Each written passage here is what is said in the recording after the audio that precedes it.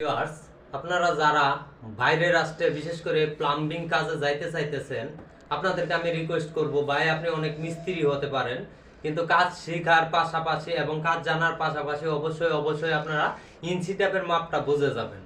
এখন আপনি আমাকে প্রশ্ন করতে পারেন যে আসলে আমি যেহেতু একটা মিস্ত্রি, তাহলে ইঞ্চি টেপের মাপ আমার বোঝার কি আছে।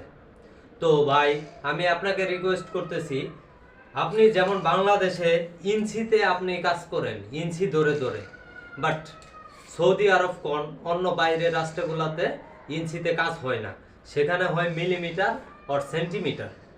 তো আমরা যারা মিস্ত্রি আছি, আমরা তো ইঞ্চিতে সকল কিছুই বুঝি, যে প্যানের মাপ কত, হাইকমোটের মাপ কত, শাওয়ারের মাপ কত, কনসেল স্টপককের হাইট কত, বালতির হাইট কত, রাউন্ড কাটিং কত, এই জিনিসগুলো আমরা কিন্তু সবাই ইঞ্চিতে জানি, বাট সেন্টিমিটারে জানি না।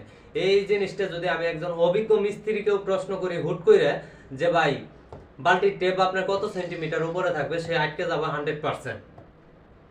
তো এই জন্যই যারা প্রবাসে যাইতে চাইতেছেন, আপনাদেরকে আমি রিকোয়েস্ট করি যে আপনারা ইঞ্চির পাশাপাশি সেন্টিমিটারের মাপটুকু 100% বুঝে যাবেন। যেমন আমার সাথে আছে ইসমাইলও প্রবাসে চলে যাবে সৌদি আরব।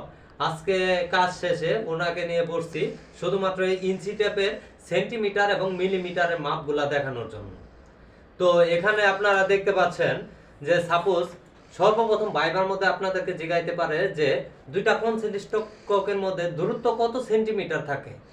এটা কিন্তু অবশ্যই ইঞ্চি টেপ দেখে আপনাকে মুখস্থ করতে হবে যে কত সেন্টিমিটারে হয় 1 ইঞ্চি।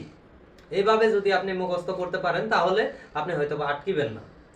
তো এইভাবে অবশ্যই মুখস্থ করে তারপর যাইবেন। যেমন আমি বলতেছি যে দুইটা কনসেন্ট স্টকের মধ্যে দূরত্ব থাকবে 15 সেন্টিমিটার, ফ্লোর থেকে বাল্টের টেপের হাইট থাকবে